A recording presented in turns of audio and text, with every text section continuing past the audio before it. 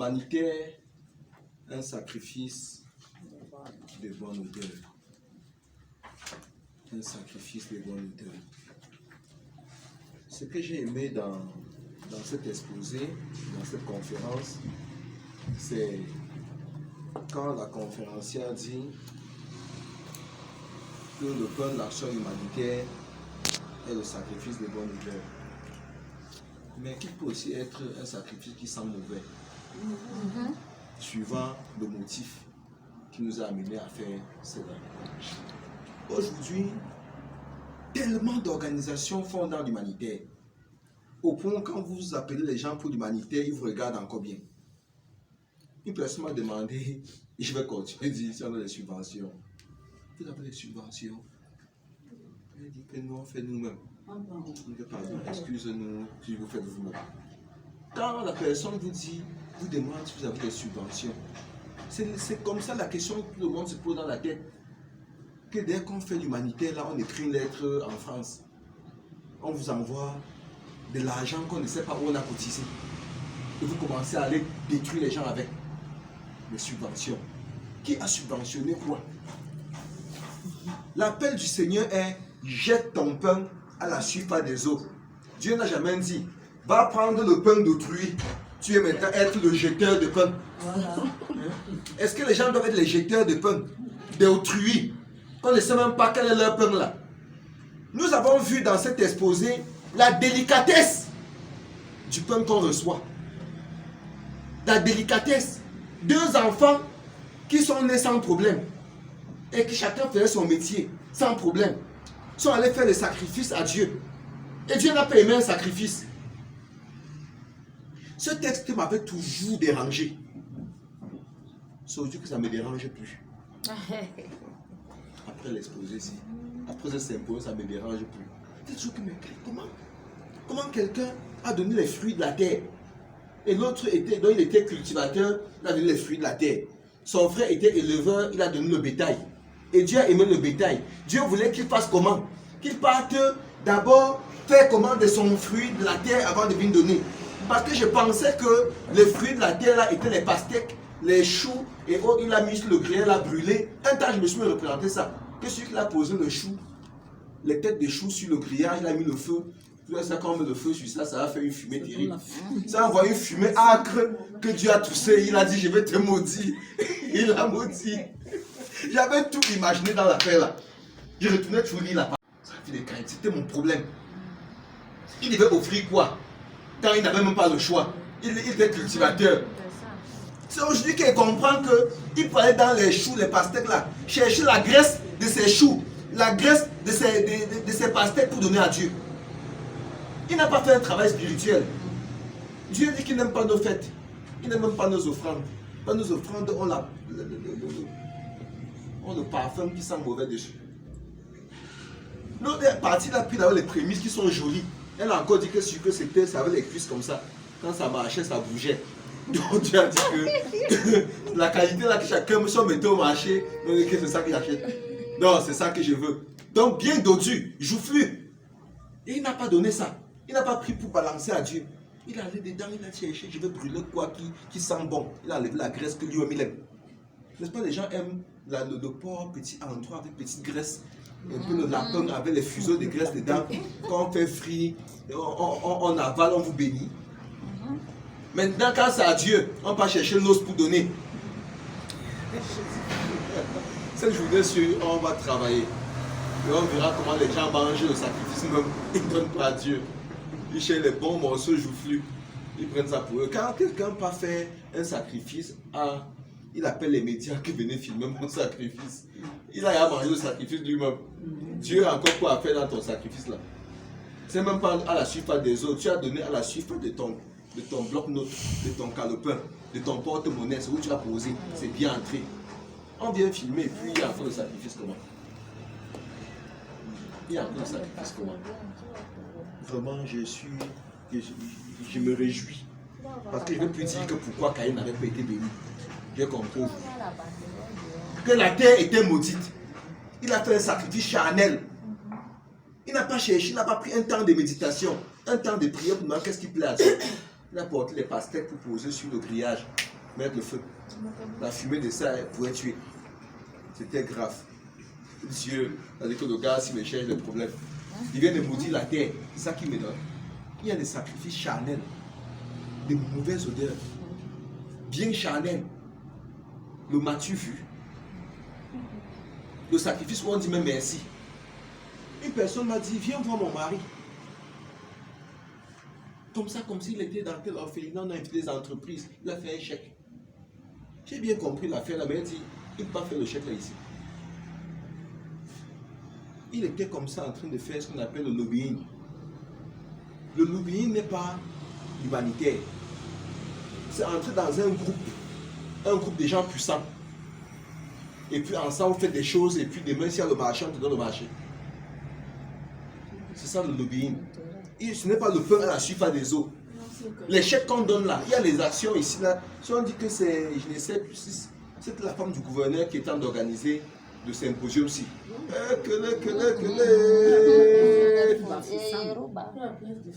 Hey!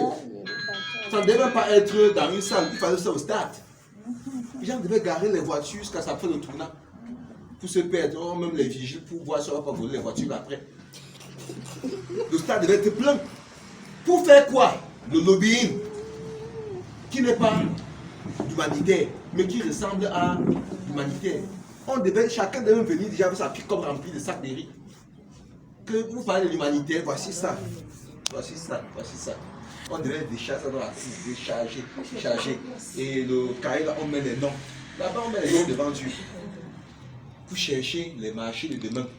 On nous donne 3 millions dans l'affaire, là, donne-nous 5 millions. Ce n'est pas l'humanitaire. Jésus-Christ était un homme humanitaire. On en parlera le soir. Et ce n'est pas comme ça qu'on le suivait. Ce n'était pas ça. Chercher le sacrifice de bonne odeur. Ça, c'était le premier entretien de la première conférence de ce matin. On continue notre course. Et c'est quand on aura pris les 2 échanges du matin qu'on va passer au jeu, aux échanges.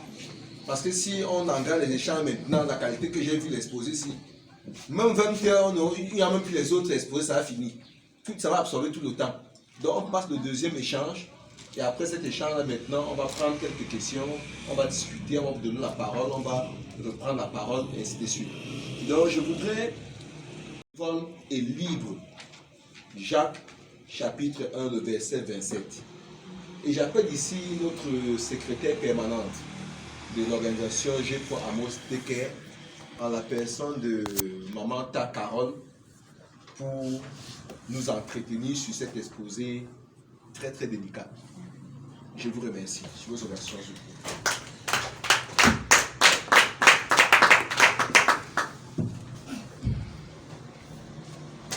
Bonjour à tout le monde. Et vous êtes la bienvenue une fois de plus à ce symposium qui est vraiment un carrefour d'échange pour chacun d'entre nous. Et le thème sur lequel je veux m'attarder en ce moment est le thème numéro 6 qui est intitulé l'humanitaire, un appel ministériel, bénévole et libre. Lorsque nous lisons le 2e thème, on a l'impression que c'est le premier thème qui va encore être développé. Mais ce n'est que la continuation. Parce que dans l'action, le pain comme l'action humanitaire, c'est un aspect, n'est-ce pas, de l'humanitaire. Et étant donné que nous avons un maître suprême qui est caché et qui nous donne les directions, nous allons, comme ma collègue l'a fait tout à l'heure, commencer par quelques définitions des concepts pour qu'on s'accorde dans les termes. Et lorsque nous parlons de l'humanitaire, l'action humanitaire c'est quoi? Tout à l'heure, notre PC a ébauché pour dire que c'est, n'est-ce pas, une action en faveur des personnes déshéritées. Et effectivement, les actions humanitaires se définissent comme un ensemble d'activités qui consistent à faire du bien. Des activités qui consistent à faire du bien, à agir pour sauver des vies humaines dans des situations de conflit, des situations de crise, des situations difficiles en général. Nous parlons de situations de conflit. Vous voyez par exemple dans nos zones du nord-ouest, du sud-ouest, vous voyez à l'extrême nord, ce sont des situations de conflit. Et lorsque vous voyez tel que les personnes perdent leurs parents, les enfants qui perdent leurs parents, les femmes qui perdent leurs époux, les crimes par-ci, par-là, ce sont des situations difficiles, des situations de conflit, de guerre. Les conséquences de ces conflits sont souvent, n'est-ce pas, très difficiles.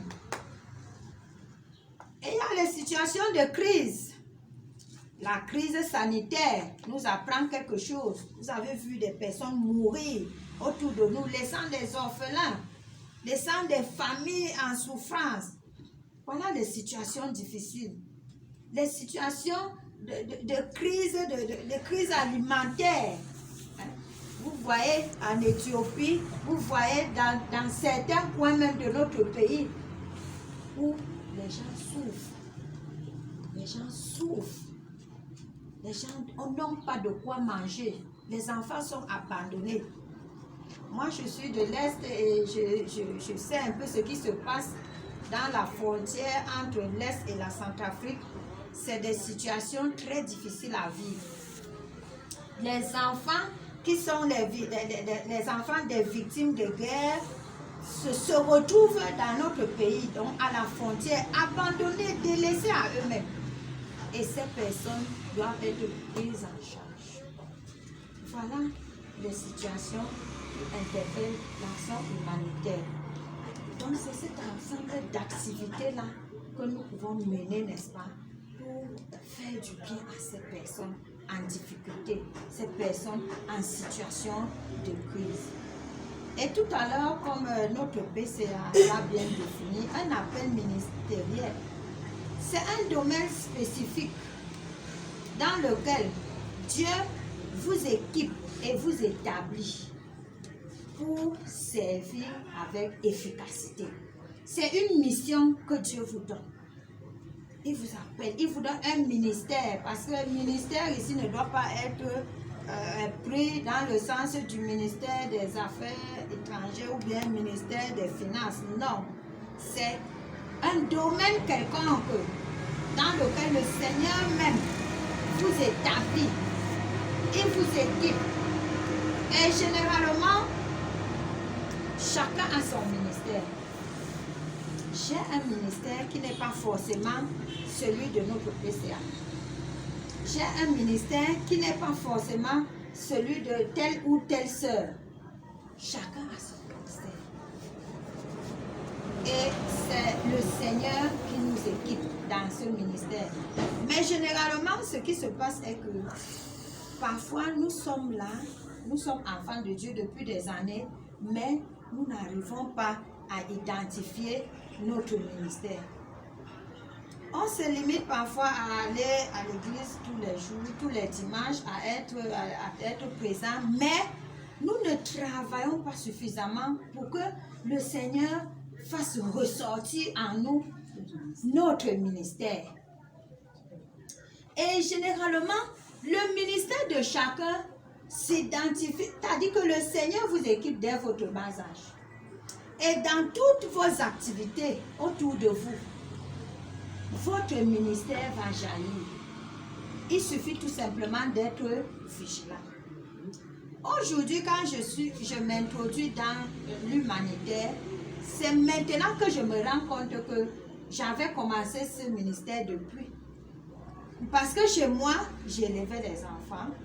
On dit, oh, vraiment, comme elle est Tchala, vraiment, si j'envoie mon enfant là-bas, il va bien étudier. Elle est trop sévère, vraiment, quand elle te...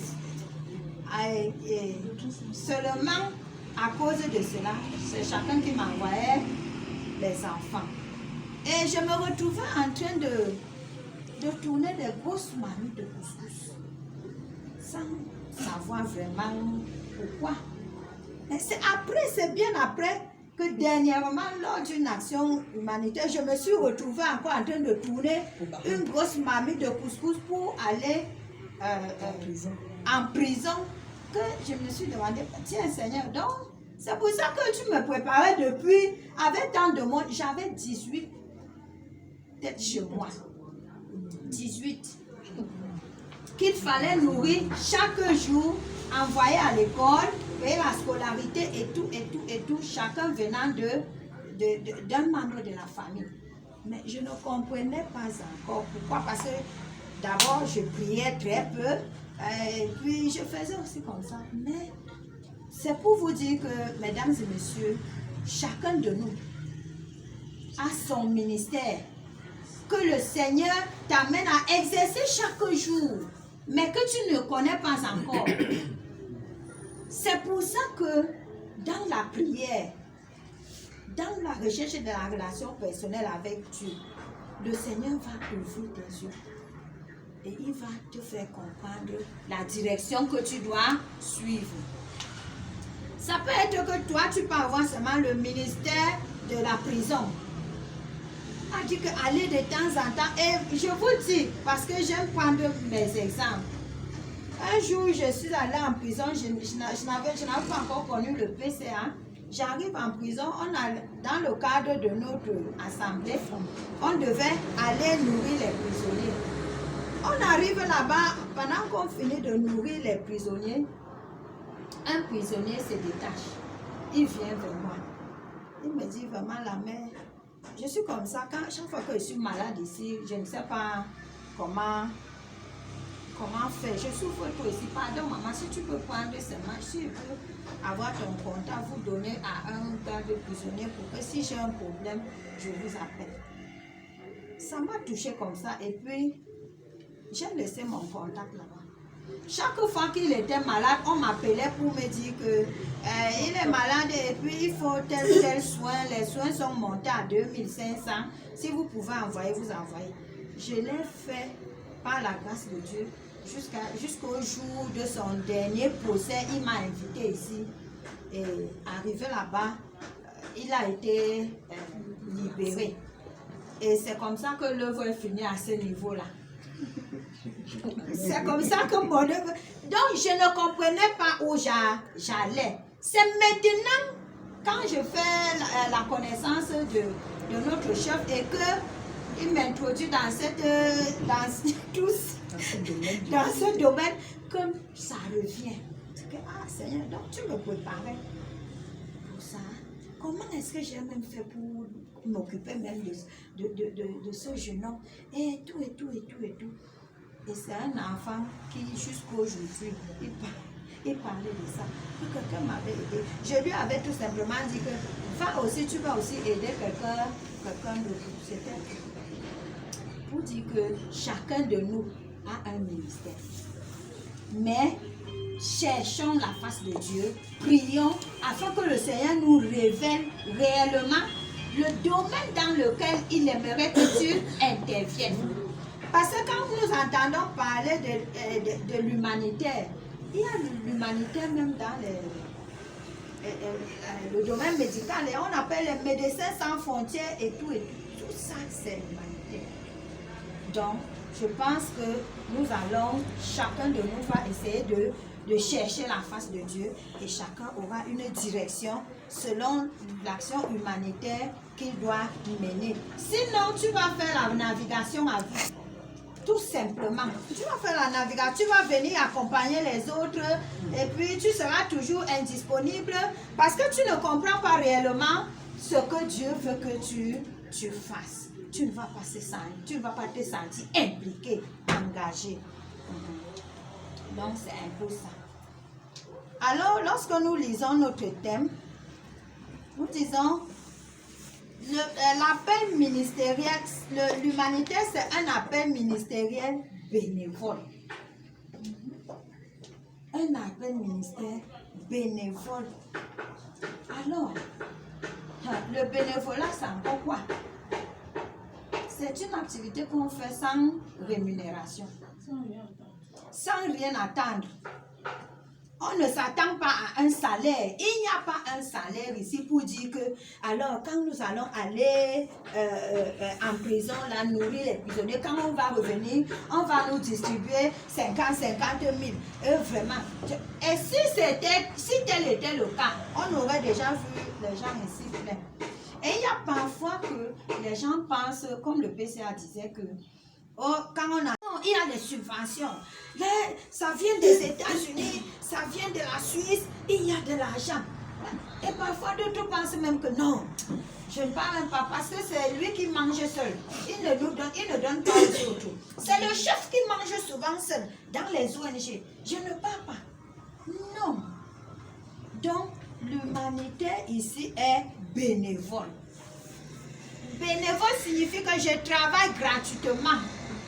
Je m'engage à travailler gratuitement. Je n'attends rien. Je n'ai pas de salaire. Je n'attends pas le salaire. Et pour que vraiment le bénévolat ait son sens, il faut que cela soit volontaire. Volontaire. Ça doit venir du fond du cœur. Ça ne doit pas, c'est-à-dire que être forcé, il ne faut pas une pression quelque part. Ça doit être libre. C'est pour ça qu'on dit que c'est un appel ministériel. Bénévole et libre. Le bénévolat va avec la liberté. Le bénévolat va avec la liberté. Non, je vais travailler sans salaire. Je donne mon temps. Je donne mon argent. Je donne le matériel. Je donne tout, mais de façon libre. De façon libre. Je n'attends rien en retour. Tout à l'heure, on nous a dit, jette seulement le pain à la surface de l'eau. Et tu ne sais pas, n'est-ce pas, la direction que le pain prend. C'est la même chose, le bénévolat doit être libre, tout simplement. Et nous allons voir ici notre texte de référence, comme nous avons notre Bible qui est notre livre de référence. Nous allons lire le texte de référence par rapport à cet exposé. C'est Jacques au chapitre 1, verset 27. Si quelqu'un a la page, il peut nous aider à lire. Jacques chapitre 1, verset 27.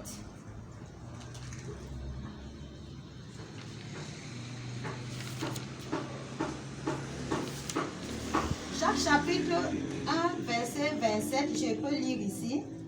Et là, il est écrit, « La religion pure et sans tache devant Dieu, notre Père, consiste à visiter les orphelins et les veuves dans leurs afflictions et à se préserver des souillures du monde. » À se préserver des souillures du monde.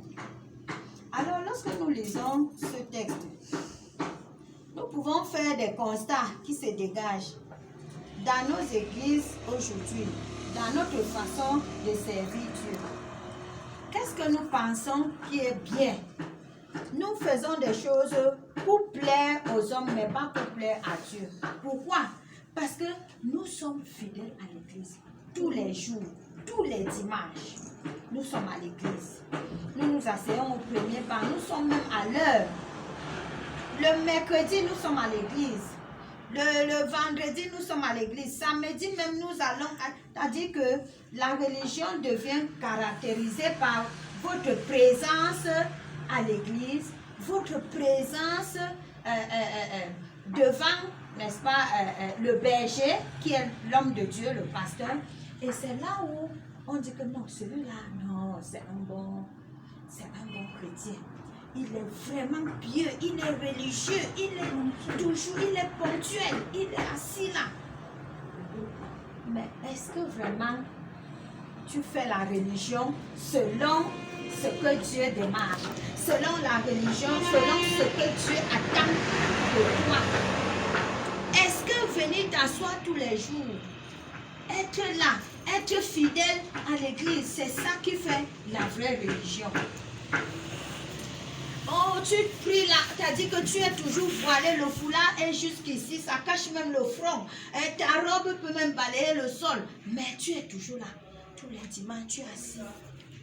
Mais le Seigneur nous dit ici, à travers ce passage, que ce n'est pas là la religion pure et sans tache.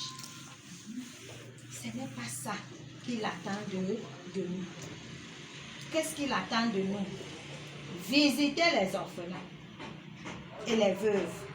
Dans leurs afflictions, nous savons qu'un orphelin, c'est un enfant qui vit des situations difficiles, qui a perdu un parent ou même les deux parents. Il vit des situations difficiles. Il est affligé. Il est de temps en temps déprimé. Parce que la perte d'un parent, ça coûte, ça fait mal. Ça crée des situations, ça crée des traumatismes. Et Dieu sait que cet enfant a besoin d'assistance. Il a besoin d'encadrement. De même la veuve. La veuve a perdu cet être-là qui était son soutien, qui était son bras droit, qui était son ami, son accompagnateur. Aujourd'hui, elle se retrouve seule face aux charges familiales, face à l'encadrement des enfants. C'est une femme qui a besoin d'assistance. C'est une femme qui a besoin d'encadrement. C'est une femme qui a besoin du soutien des autres. C'est une femme qui a besoin d'aide. Et c'est pour ça que le Seigneur dit, visitez les orphelins et les veuves dans leurs afflictions et à se préserver des souillures du monde. Commençons par l'exemple de la visitation. Nous nous rendons compte que le Seigneur Jésus même est un modèle dans l'humanité. Jésus est le modèle. Parce que Jésus a posé des actes humanitaires. Des actes bénévoles et libres. Et s'il a posé ces actes, c'est parce qu'il était libre. Il n'était pas, c'est-à-dire que il ne vivait pas dans un joug quelconque. Il était libre. Les œuvres de Jésus-Christ. La Bible nous dit qu'il a nourri 5000 hommes. Vous vous souvenez, nous n'allons pas lire tous ces passages parce qu'ils sont tellement nombreux. Jésus marchait de ville en ville. Il ne s'asseyait pas dans une assemblée. Il ne s'asseyait pas à un seul endroit pour attendre, n'est-ce pas, qu'un veuve passe ou bien qu'une veuve passe. Mais la Bible nous dit qu'il allait de ville en ville. Il guérissait les malades. Il nourrissait les foules. Il a nourri 5000 hommes à partir de 5 pains et de 2 poissons. Voilà l'œuvre humanitaire. Il est arrivé dans une situation, dans une fête, et il se rend compte que il n'y a pas à manger. Le vin est fini. Il n'a pas croisé les bras. Il n'a pas seulement dit priez, mais il est passé à l'action. Il est passé à l'acte. Et il a nourri 5000 personnes. Jésus a guéri les malades. Et par rapport aux malades, nous allons lire un seul exemple dans Luc chapitre 7, de 11 à 17.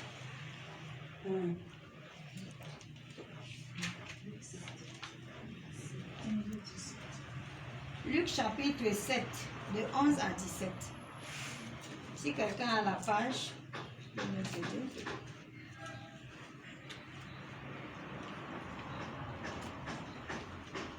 Luc chapitre 7, de 11 à 17. Là, il s'agit, n'est-ce pas, de la guérison du fils d'une veuve, du fils unique d'une veuve.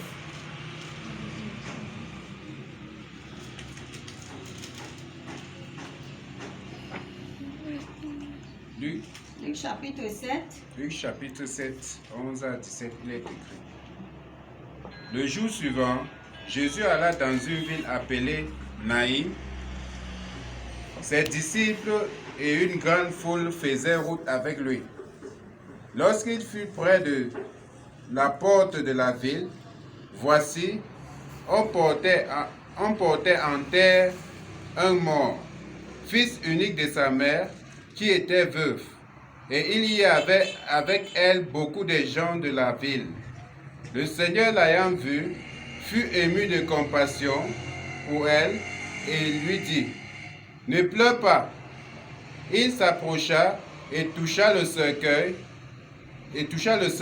Ceux qui le portaient s'arrêtaient. Il dit, « Jeune homme, je te le dis, lève-toi. » Et le mort s'assit et se mit à parler. Jésus le rendit à sa mère.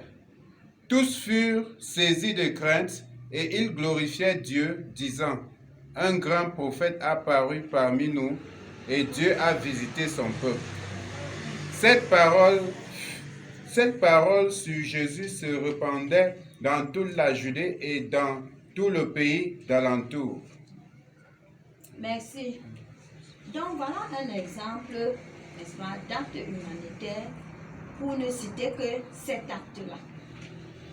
Voilà Jésus qui arrive et il trouve une veuve qui n'a que son fils unique. Et le fils unique est déjà décédé. Nous voyons le caractère compatissant de Jésus ici. Il était ému de compassion. La Bible dit qu'il était ému de compassion.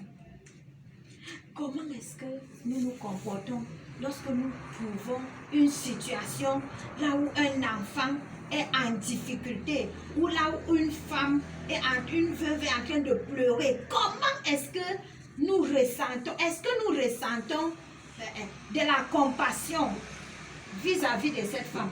Parce que c'est là le début de l'acte humanitaire. Pour que vraiment tu sois engagé dans l'humanité, il faut pouvoir avoir ces moments de compassion. Avoir ces moments, c'est-à-dire que de partage de la douleur de l'autre, ces sentiments de compassion.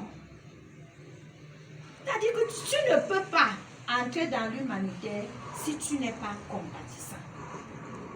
On dit que Jésus était ému de compassion. Et il est allé vers la veuve, il dit, ne pleure pas. Ne pleure pas. La consolation, il a consolé. Et en plus de ça, il est passé à l'acte. Il a ramené cet enfant à la vie. Pour redonner le sourire à cette veuve qui avait déjà perdu son mari auparavant. Et qui peut-être, cet enfant était pour elle la seule consolation qui lui restait encore. Je suis dit non, ne pleure pas. Ça va aller. Ça va aller. Ne pleure pas. La compassion. Et c'est ainsi que Jésus fait. Touchant le vêtement de Jésus. Et à tout moment, Jésus n'aimait pas qu'on parle de lui. Il n'aimait pas. Je me souviens dans Luc 8, du verset 40 à 56, là où il a guéri la jeune fille et sa mère malade, il a dit, ne dites à personne ce qui est arrivé. Ne dites à personne ce qui est arrivé. Voilà Jésus. Il n'a pas vanté ses mérites. Il n'a pas demandé de faire la publicité. Il n'a pas demandé qu'on mette les banderoles et qu'on annonce son arrivée. Il n'a pas fait de tapage. Il ne s'annonçait même pas. Les histoires de Jésus passaient seulement de bouche à oreille. C'est quelqu'un qui te dit, hey, j'apprends qu'il est là-bas. Courons aussi. On dit qu'il est de l'autre côté. Et l'homme là, j'ai déjà appris. Pardon, allons seulement. Il ne faisait pas de publicité, de campagne.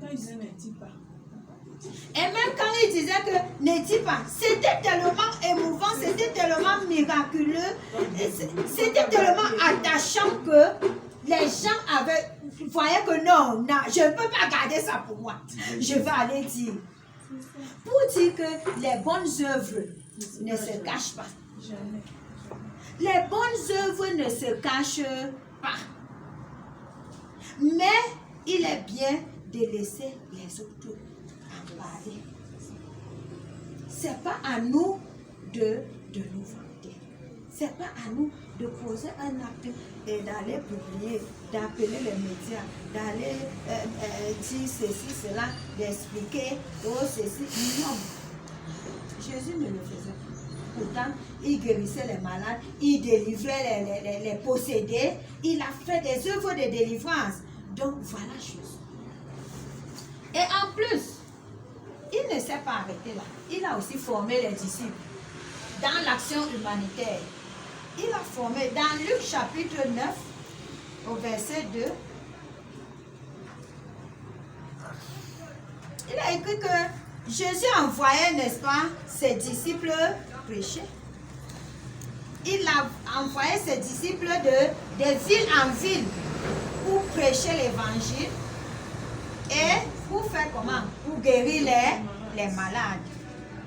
Et dans le verset 6, il est écrit que les disciples partaient de village en village sous les ordres de Jésus. Jésus les a libérés. Après qu'il les a formés, il les a bâtis, il les a libérés. Allez aussi de village en village, prêcher l'évangile, annoncer la bonne nouvelle et opérer des guérisons. L'humanitaire, Jésus a appris. Lui-même, il est passé aux actions et il a appris à ses disciples à œuvrer dans l'humanitaire. Les disciples de Jésus guérissaient les malades. Ils prêchaient l'évangile et ils guérissaient les malades. Ils l'ont fait. Et nous avons vu, pour ceux qui n'étaient pas là hier, nous avons parlé des sages-femmes. Les sages-femmes, dans leur liberté, n'est-ce pas, elles ont sauvé les vies qui étaient pourtant déjà programmées à la mort. Elles ont sauvé les vies. Elles ont donné la vie. Dans la liberté, elles n'avaient pas de contraintes. Elles étaient libres. Les sages-femmes. Nous avons vu comment Paul a été équipé par Ananias. Et après, il est sorti dans la liberté. Paul est allé et il a œuvré, il a évangélisé, il a gagné les âmes. Pourquoi? Parce qu'il était déjà sorti, n'est-ce pas? Il a été formé par Ananias, mais Ananias l'a libéré. Et c'est pour ça qu'on dit que l'humanité est bénévole et libre. Tu ne peux pas être esclave. Tu ne peux pas être esclave et œuvrer dans l'humanité. Et c'est pour ça que nous avons vu les exemples des personnes qui ont exercé dans la liberté, mais nous allons aussi voir l'opposition, l'esclavage. Est-ce que vraiment tu peux œuvrer dans l'humanitaire alors que tu es esclave? Alors que tu es dans une maison d'adoption? Alors que tu es encore dans c'est-à-dire que tu pratiques la fausse religion? Tout à l'heure, nous allons voir. Parce que, qu'est-ce qui se passe? Dieu nous dit, et se préserver des souillures du monde. Les souillures du monde, c'est quoi? Tout ce qui nous entoure. Le péché, l'esclavage. Et nous allons voir, nous allons lire Actes chapitre 4, du verset 33 à 35, qui nous parle. Nous allons tout simplement prendre ce cas spécifique d'esclavage, qui est le pied des apôtres. Nous allons lire Actes chapitre 4, verset 33 à 35. Si quelqu'un a la page, peut nous aider à lire. Actes chapitre 4, verset 33 à 35. Et quelqu'un d'autre cherche Actes chapitre 5, verset 1 à 5.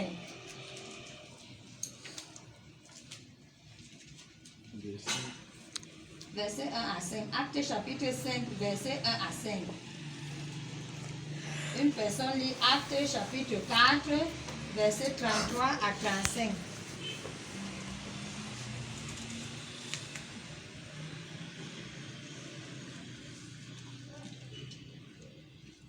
verset 33 à 35 de Actes chapitre 4. Et là, il est écrit, les apôtres rendaient avec beaucoup de force témoignage de la résurrection du Seigneur Jésus.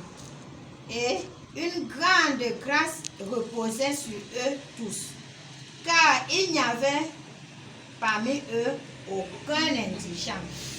Tous ceux qui possédaient des champs ou des maisons les vendaient, apportaient le prix de ce qu'ils vendaient, ce qu'ils avaient vendu, et le déposaient aux pieds des apôtres.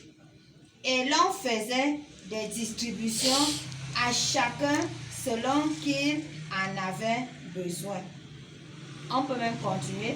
Joseph, surnommé par les apôtres Barnabas, ce qui signifie fils d'exhortation, lévite, originaire de Cypre, vendit un champ qu'il possédait, apporta l'argent et le déposa aux pieds des apôtres. Je voudrais que nous puissions voir ici l'esclavage, la dépendance de ce peuple. Ils étaient dépendants. Ils ne pouvaient pas agir hors du cadre réglementaire qui leur était donné. C'est ce que nous voulons appeler ici, n'est-ce pas, l'esclavage du pied des apôtres. Pourquoi? Parce que toutes les récoltes que les gens pouvaient faire, les ventes que les gens pouvaient faire, on apportait tout. On venait déposer au pied avant de redistribuer en fonction des besoins. Ça veut dire que tu peux même avoir ton besoin, et si on constate que le besoin de l'autre est plus important, peut-être toute ta récolte, on va te demander de déposer ça ici parce que ça va servir à d'autres personnes. Donc c'est de l'esclavage. Et c'est ce que nous vivons aujourd'hui concrètement. Pourquoi? Parce que dans nos assemblées, nous apportons. Et on n'a dit nulle part ici qu'on a fait exception des veuves et des orphelins. Ça veut dire que même une veuve qui avait son champ, ou un orphelin qui a eu une petite portion que son père lui avait laissée pour se nourrir, apportait toutes les récoltes aux pieds des apôtres. Vous savez que l'apôtre ici était considéré comme le tout-puissant, non? Le pape avec ses pasteurs qui sont peut-être dans les églises locales, mais tout était centré à son niveau. Et c'est ce qui se passe aujourd'hui dans nos assemblées. Je prends un petit exemple simple. On dit que nous devons contribuer pour, je sais pas, l'achat du terrain là où nous allons construire notre temple. On ne fait pas exception d'une veuve ou d'un orphelin. On dit que chacun doit contribuer. On ne veut pas savoir si tu es veuve ou tu es orphelin. Apporte ta contribution. On a dit 2000 par chrétien. Tu es veuf, tu es orphelin, ce n'est pas le problème. Tu dois contribuer.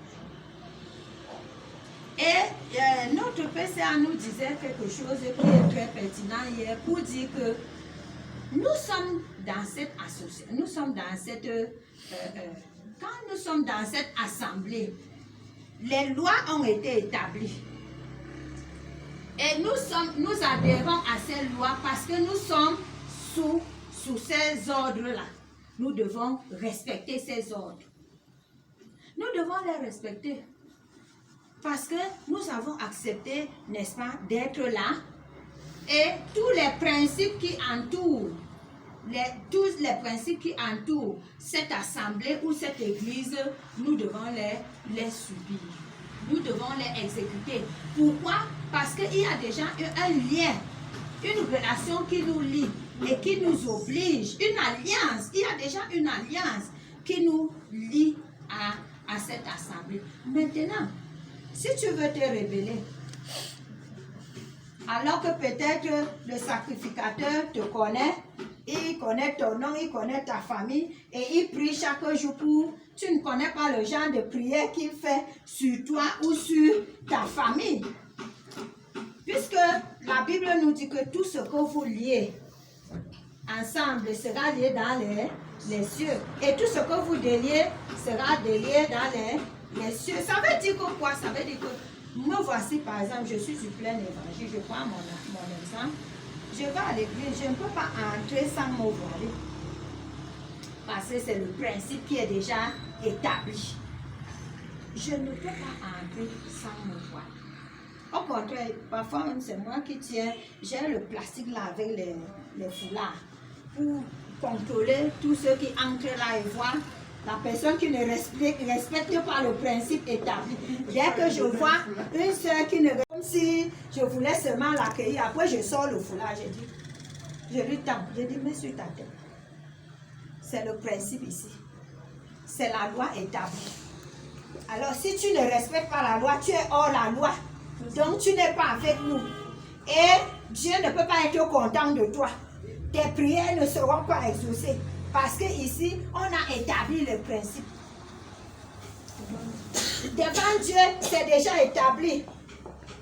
Et si tu ne payes pas la dîme, d'abord même là-bas c'est grave parce que actuellement, on dit tous ceux qui ont la dîme, mettez-vous devant. C'est une loi qui a d'abord un peu frustré les gens au départ. Et moi-même, je me suis demandé, Seigneur, comment il est écrit que ce que tu donnes avec la main gauche, la main droite ne voudra pas. Maintenant, c'est ce qu'on dit qu'on doit se placer là-bas. C'est-à-dire qu'on vous identifie, vous on vous identifie, vous les dîmeurs. Hein? Vous devez donc, on vous identifie, on vous appelle devant. Vous devez être devant pour qu'on prie spécialement pour vous. Et oui, et au départ, moi, pratiquement, j'étais choquée. Je demande que mes seigneurs, ça c'est quelle histoire ça? Donc, moi qui n'ai que mon offrande, on ne va pas prier. On dit, ceux qui ont la dîme, venez-vous. Maintenant, c'est la loi. Ceux qui ont la dîme se mettent devant et puis on prie pour eux. Et ceux qui n'ont pas la dîme, on va prier aussi comme ça. Voilà les lois établies. Ça fait que quoi? Je vais vous dire, c'est ma vérité. C'est mon histoire, c'est moi. Au départ, j'étais frustrée par rapport à ça. Et un jour, j'ai dit que, ouais, Seigneur, comment tout le monde va se mettre devant? Je n'ai même pas la dîme, je n'ai pas l'argent. Comment on peut dire? Un jour, je suis partie avec l'enveloppe, juste pour qu'on me voie aussi que j'étais parmi les gens qui sont aussi venus devant. Je ne sais pas où j'avais 1000 francs ou 2000 d'argent. J'ai aussi pris, j'ai mis. Je suis aussi partie devant. Mais tous les jours, on dit que les gens qui ont dit se mettent devant. Moi, l'affaire là même me dépasse. Ce n'est même pas la honte. Je m'en veux aussi. Aujourd'hui là, je n'ai même pas dit. Mais comme les gens là, apparemment, ils sont les privilégiés, je m'en vais aussi avec eux, cette fois-ci. Et c'est comme ça que... Pour qu'on prie aussi pour moi, particulièrement. Pour qu'on me fasse une prière spéciale. Regardez l'esclavage dans lequel on se met. Maintenant, ça permet d'identifier ceux qui ne donnent pas, non? Si on ne te voit pas là, on commence à te questionner. Mais tu fais comment? Hein? Tu fais comment? Tu veux dire que tu ne vois rien? Ainsi de suite. Voilà l'esclavage. Et je pense que dans notre contexte de Actes chapitre 4, 33, 35, voilà la situation que les gens vivaient. L'apôtre était là, le Tout-Puissant. Tous les revenus venaient à ses pieds. Est-ce que quelqu'un pouvait se détacher de là pour aller dire que, bon, je pars alors, je vais garder ceci de côté pour aller donner à quelqu'un d'autre? Regardons donc dans Acte 5 ce qui est arrivé à Ananias et Saphira. Lisons ensemble, nous-mêmes on voit. Regardons donc ensemble ce qui est arrivé à Ananias et Saphira. ils n'ont pas tout apporté. Certainement, ils sont demandé que mais c'est quoi tous les jours? Et lui, il mange tous les grosses portions de ça. Il se taille seulement les grosses parts. Et c'est peut-être les miettes qu'on va dire. Quand on dit on redistribue, est-ce que c'est sûr qu'on respecte les... Non. Regardons donc ce qui est arrivé. Mais un homme nommé Ananias, avec Saphira, sa femme, vendit une propriété. On nous a dit plus loin que Joseph avait vendu son gros terrain, non? Il est parti donner le tout. C'est comme ça que chacun vendait, n'est-ce pas, et allait verser.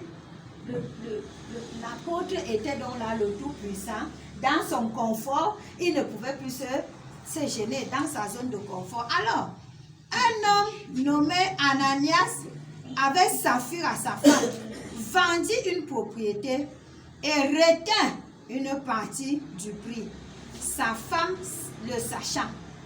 Puis il apporta le reste et le déposa aux pieds des apôtres. Pierre lui dit, Ananias, pourquoi Satan a-t-il rempli ton cœur au point que tu manques au Saint-Esprit et que tu aies retenu une partie du prix du champ? S'il n'eût pas été vendu, ne te restait-il pas? Et après qu'il a été vendu, le prix n'était-il pas à ta disposition? Comment as-tu pu mettre en ton cœur un pareil dessein? Ce n'est pas à des hommes que tu as menti, mais à Dieu. Ananias, entendant ces paroles, tomba et expira. Donc, il mourut. Une grande crainte saisit tous les auditeurs. Les jeunes gens s'étant levés, l'enveloppèrent, l'emportèrent et l'ensevelirent. Environ, on est déjà où? Donc, et la suite nous dit que même la femme d'Ananias est également tombée et elle est morte. Voilà. Pourquoi est-ce que ces gens sont morts? Parce que l'alliance était déjà tissés. Ils étaient sous le joug de cette alliance. Et à un moment donné, ils n'ont pas respecté. Et c'est ce que notre PCA nous disait ici hier, que c'est généralement, quel que soit le lieu où vous vous trouvez, si vous êtes déjà dans cette alliance, vous êtes tenu de respecter. Parce que si vous ne respectez pas, qu'est-ce qui se passe? La malédiction va vous suivre. Et c'est donc ça. Nous voici aujourd'hui esclaves de certains jours, esclaves de certaines alliances, esclaves des situations qui nous empêchent de nous détacher pour maintenant œuvrer librement dans l'humanité. Nous sommes esclaves. Esclaves parce qu'il y a les principes qu'on a déjà acceptés. Et ces principes-là nous incarnent au point où nous ne pouvons plus facilement nous détacher. À moins que toi et moi, qu'on puisse manifester une sainte colère dans la prière, dans les révélations, dans le discernement. Et qu'on demande l'aide à Dieu. Parce que Dieu est toujours là, auprès de nous. Il nous attend. Il attend qu'on travaille. Il attend qu'on prie. Il attend qu'on prie pour qu'il nous montre les directions. Et voilà comment nous ratons nos bénédictions. Je voudrais dire une chose, c'est que l'humanité est bénévole, est libre, mais l'humanité est dure. Parce qu'il y a toujours le bénéfice dans l'humanité. Il y a le bénéfice dans l'humanité parce que Dieu, c'est un bon chef, c'est un bon patron. Avec Dieu, il n'y a pas de travail sans salaire. Le Dieu que nous servons nous rémunère toujours, chaque fois que nous travaillons. Avec Dieu, il n'y a pas de travail sans salaire. Il n'y a pas de travail sans salaire. Il est toujours là. C'est pour ça que j'aimerais que nous puissions chuter avec Ésaïe 58. Nous allons voir dans Ésaïe 58, Dieu nous montre nos comportements. qui sont aussi des obstacles, n'est-ce pas, à l'accomplissement de l'œuvre humanitaire. Parce que quand nous avons lu dans notre livre de référence, qui est le Jacques chapitre 1, 27, Dieu termine en disant et à se préserver des souillures du monde. Est-ce que nous nous préservons des souillures du monde? En tant qu'enfants de Dieu, nous insultons, nous nous querellons, nous bagarrons même, nous commettons encore d'adultère à gauche à droite, nous sommes toujours en mauvaise compagnie. Est-ce que c'est ça que Dieu attend de nous?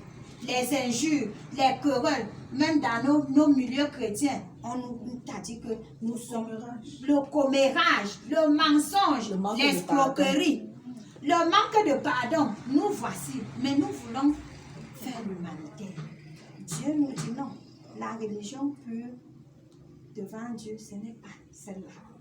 Et c'est pour ça que j'aimerais que nous puissions lire le dernier texte qui est Ésaïe chapitre 58, à partir du verset 6 jusqu'au verset 11. Je lis pour nous. Oui. Voici le jeûne auquel je prends plaisir.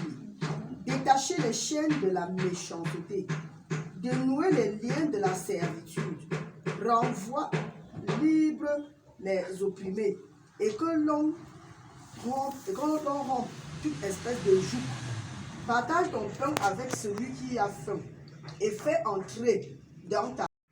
ou couvre-le, et ne te détourne pas de ton semblable. Alors ta lumière poindra comme l'aurore, et ta guérison germera promptement. Ta justice marchera devant toi, et la gloire de l'Éternel t'accompagnera. Donc, chers invités, c'est pour vous dire que voilà ce que Dieu attend de nous. Parfois, nous disons que nous jeûnons. Et le texte Ésaïe 58, quand nous lisons le début, Dieu s'est révélé à Ésaïe parce qu'il a constaté que son peuple vivait dans le désordre, dans le péché. Le péché du mensonge, le péché de tout ce que nous avons cité tout à l'heure. Mais il partait se cacher à l'église en jeûnant. Il dit vraiment, je vais prendre 40 jours de jeûne.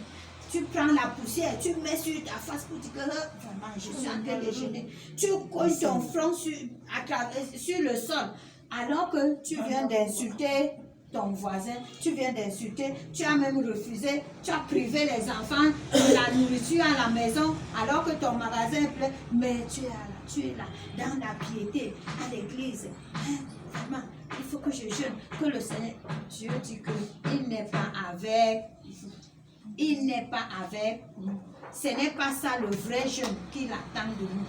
Le vrai jeûne pour lui, c'est de s'occuper, n'est-ce pas, des nécessiteux, c'est de s'occuper des veuves, c'est de s'occuper des orphelins, c'est d'aller en prison, visiter les prisonniers, c'est d'aller par-ci, par-là. Voilà le jeûne auquel notre Dieu prend plaisir. Ce n'est pas le fait de rester sur place. Et il dit, avant de dire, il a dit que libérons-nous de tout joug d'esclavage. Libérons-nous de toute servitude. Qu'est-ce qui te lie encore et qui t'empêche de, n'est-ce pas, d'exploser dans l'œuvre humanitaire? C'est peut-être ton attachement à quelque chose. Alors, il est question que, chers invités, que nous puissions revoir notre vie, que nous puissions sortir de l'esclavage, que nous puissions sortir des attitudes et des comportements malsains qui n'honorent pas notre Seigneur. Et tout ceci, c'est pas la prière, la vie spirituelle. Moi, je pense que l'humanitaire, c'est une activité très profonde. C'est une activité spirituellement profonde. Parce que si nous ne cherchons pas la face de Dieu, si nous ne prions pas, nous n'allons pas, n'est-ce pas, aller dans la direction du Seigneur. Nous allons prendre les raccourcis en acceptant les dons des loges, les dons donc de tous les secteurs qui vont venir nous proposer les cargaisons et tout, nous allons rater, n'est-ce pas, la vraie vision Gamos. La vraie vision Gamos, c'est d'œuvrer dans l'humanitaire selon le modèle de Jésus. Selon le modèle de Jésus. Être libéré pour servir, c'est de pouvoir rechercher la face de Dieu au point où Dieu te parle. Dieu t'a dit qu'il faut prier, il faut rechercher la profondeur de Dieu pour écouter sa voix, afin qu'il puisse t'orienter dans ton ministère, dans le ministère humanitaire dans lequel il veut t'établir. Voilà ce que nous devons faire. Œuvrer pour être, il a dit que travailler de manière bénévole et libre. C'est dans le secret d'abord.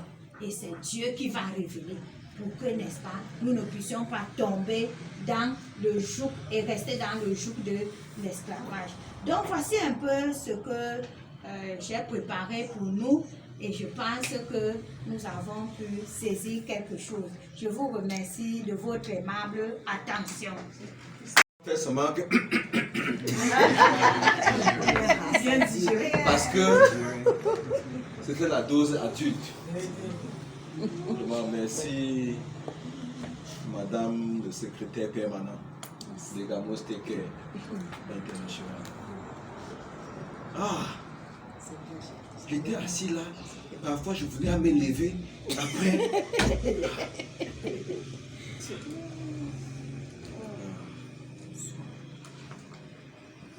Gamos prend soin.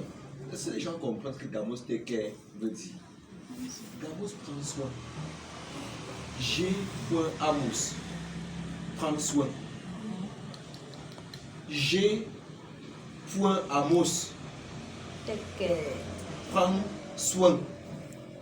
On va aller jusqu'à l'international. Nous sommes déjà là-bas. Ça ne s'arrête plus ici. Ne regardez pas comme on est là. On aura le temps de vous expliquer beaucoup de choses. Ah. Quand Dieu me dit un jour, tu vas travailler comme Amos. Amos là, il travaillait comment? Je passe le temps à chercher à savoir comment Amos travaillait. Je suis en train de voir comment les gens font comme Amos. Qui les a enseignés, c'est qu'elles ont dit là? C'est une école biblique. C'est G.Amos, prends soin. Dieu a te prendre soin. Au travers de leur bouche, le Seigneur nous a dit ce matin l'affaire de l'humanitaire là. Que Ananias avait fait quoi? Il n'était plus libre.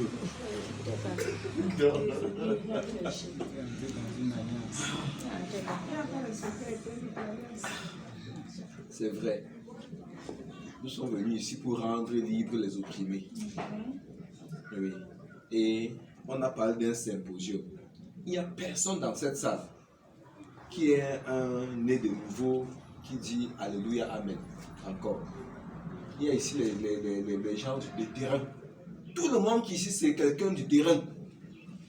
Il n'y a que les humanitaires ici qui sont venus à ce symposium. C'est pourquoi on a appelé ça symposium. On pouvait dire que c'est la conférence. On pouvait dire que c'est une convention. Et après on dit qui veut entrer dans l'humanitaire. On ne va jamais faire ce genre d'appel ici. C'est le symposium. Vous avez reçu un billet d'invitation de venir ici, ça veut dire que vous êtes un humanitaire. Tout le billet n'est pas dans votre main. Ça veut dire tourner, vous jongler, passer par derrière. C'est un lieu pour les humanitaires, c'est un symposium où les gens de terrain sont en train de voir comment ils font leur terrain là. C'est pas seulement le milieu scientifique, on va dire colloque sur la tomate, symposium sur la mangue. Même nous aussi, on peut faire le symposium sur l'humanitaire. On a te dit les choses profondes ici. Ah, Ananias avait fait comment? C'est ma part de ce matin. Il voulait un peu fuir. Il a fait le sage. Alors qu'il a pris l'engagement dans le système. Donc, les gens sont arrivés à des niveaux où ils ne donnent même plus librement à Dieu. On les a arrangé un calendrier pour donner. On vient vous frustre. Mais quand tu dis aux gens, venez, ceux qui ont la dîme, venez. Ceux qui n'ont pas sont comment? Il vient m'avoir l'enveloppe vide de se placer. Je suis allé dans une église où on donnait les portions d'alliance. Et les gens, chacun prenait la portion d'alliance avant de venir dans l'enveloppe. Et puis, le pasteur te bénissait. Les gens venaient donner les enveloppes vides. Regardez à quel niveau de péché et de corruption, de confusion, nous pouvons plonger le peuple de Dieu. Le Seigneur dit, vous avez reçu gratuitement, donné gratuitement. Venez ici à Damos, vous cherchez à voir comment on fait pour donner ici. Vous ne saurez jamais. C'est quelqu'un qui son cœur le touche. Il vient, il dépose un sac comme ça. Ça, c'est les dons qui vont aux orphelins, aux prisonniers. Il y en a même dedans. Les gens viennent donner librement. Nous, on va traiter ça pour envoyer. Quelqu'un dit, c'est impossible si vraiment, voici ce que je donne dedans. Il vient, il donne librement pour que ça avance. Ce n'est pas comme un panier ici, après, je me place là, pour voir les gens qui mettent dans le panier. Si tu ne mets pas ta prière coûte comme ça là quand je veux prier, toi tu ressens que prochainement, tu dois mettre, tu vas arrêter 10 000 comme ça. Et je mets, et on applaudit, on prie beaucoup. J'avais commencé à vivre ce genre d'événements à l'église évangélique de Bangou, ville. Je suis allé à un culte là-bas un jour, quand j'habitais la ville, c'est où je persévérais. Et on est arrivé à une cérémonie où les gens devaient donner pour la construction des fenêtres, de la porte et du mur de l'église. Ça dit, voilà à quoi on nous a amenés, à quoi nous sommes maintenant. On construit les fenêtres, les portes. On ne construit plus l'homme. On construit les fenêtres, les portes. Chaque état. Jésus a construit une fenêtre un jour. Une porte, un juif faisait quoi avec ça? Quel est ce système d'esclavage? Et puis, une famille est arrivée, la famille de père son nom, M. Tchana qui était proviseur. Et c'est des gens très vantards. Et puis, la famille arrive et puis on les place là, ils prennent les pieds, ils tiennent comme ça. Alors, On dit non. Ils viennent, ils mettent donc et on voit. Lui, il se lève maintenant, au lieu de condamner ce que ses frères ont fait. Il se place, il dit maintenant qu'il était ancien de l'église, que maintenant chacun va se faire comme eux. Et le pasteur est d'accord, parce que ça fait qu'on ne vient pas pour faire comme ça. Chacun tient en marchant comme ça. Tu restes souvent. Après, tu n'as pas ta page sur la fenêtre d'église. Tu n'as pas fait comment? Pardon, mais je n'ai pas essayé à faire la force. On était là, on a vu, c'était comme ça. Chacun tenait ça comme ça pour y déposer. Je ne connaissais pas encore rien le temps là. Mais je trouvais ça un genre. Après, je commence à voir ça dans les lieux réveillés. On fait aussi comme ça. C'est même déjà partout comme ça là. C'est partout. C'est partout. On part où? Comment s'il vous plaît? Le pays ici devient comme on voit là. C'est la qualité de nos prières et de notre manière de marcher devant Dieu qui transforme le Cameroun comme on voit là. Dieu est en train de nous chicoter. Nous tous. Et la chicote n'échappe à personne. Les temps sont hermétiques. Donc le ciel est devenu de plomb sur ce pays. Il ne manque pas, il ne passe pas un jour sans un scandale. Et c'est nous qui faisons ça. Quand elle expliquait là, je revoyais le Cameroun. Que mais on est où là? Les gens vont fuir la prison là-bas. Ils partent à l'église, ils sont toujours prisonniers. D'une manière même terrible. Quand Dieu gens des banques tout bien donné, après de vivre comment? Quand les ressources devaient, chacun, donc ils pensent que Jésus venait demain. Ils ont mal compris la vision évangélique. Jésus ne venait pas demain. Il venait quand ils vont faire le aller. Jusqu'à ce sera bien partout avant que Jésus vienne. Il a dit allez. Et quand ce sera bien, je vais venir. Et ils étaient comme ça de faire le restant. Hier, je parlais d'une affaire de aller et de restant. Ils étaient dans le restant à l'endroit où ils ont tué Ananias. Jésus n'aurait jamais tué Ananias et Saphira. Il dit homme incrédule, tes péchés te sont pardonnés. Il est pardonné le péché là. Mais le pied des apôtres ne bénit pas. C'est l'un même qui peut bénir quelqu'un. Le pied des apôtres botte. Parce que c'est un pied de désobéissance apostolique. On a vu hier dans un texte où, quand la persécution est venue sur Saul, c'était acte 9, pense bien. Et puis, Étienne est mort. On dit les gens ont commencé à faire aller, comme Jésus avait dit. excepté les apôtres, qui sont restés à Jérusalem, ils n'ont pas bougé.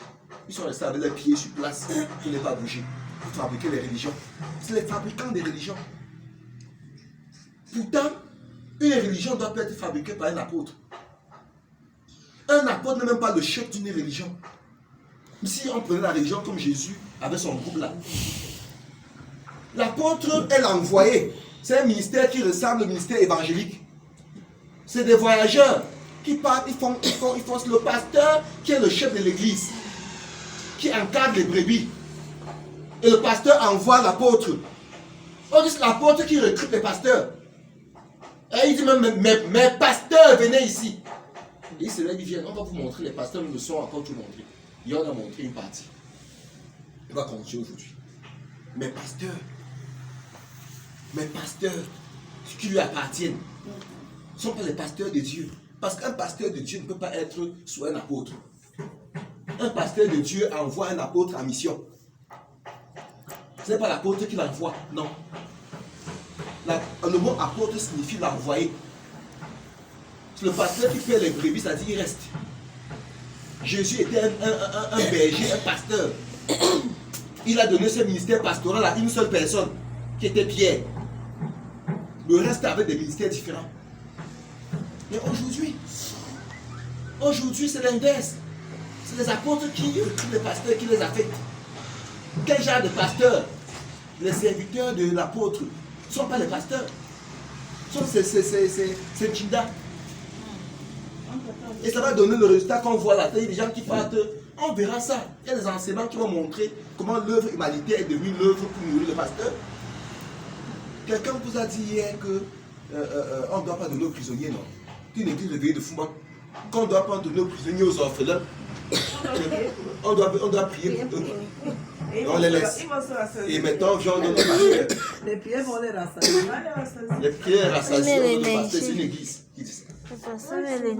Il y a des gens qui sont encore sur la voie, dans une dimension de la voie, mais il y en a qui sont égarés, qui détruisent le peuple. Il ne faut pas construire, il ne faut pas que je confise que les espoirs m'ont tellement ému, surtout le deuxième exposé, c'est encore. Le premier m'amenait encore seulement. Oui, on voyait le pain. Je ne connaissais pas qu'on devait arriver au niveau dit qu'on avait confisqué le pain de tout le monde. Jusqu'à on a confisqué jusqu'à quelqu'un. Les gens sont morts sur ça. Ils ont coupé seulement une partie. Ils sont morts. Hier, j'annonçais ici que si vous êtes parti faire une alliance quelque part, obéissez à votre alliance.